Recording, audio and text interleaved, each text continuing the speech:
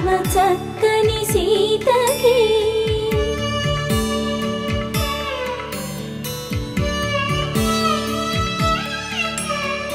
ఎర్ర జాబిలి చేయి రాముడేడని అడుగుతుంటే చూడలేదని పెదవి చెప్పలేమని కనులు చెప్పే నల్ల పూసై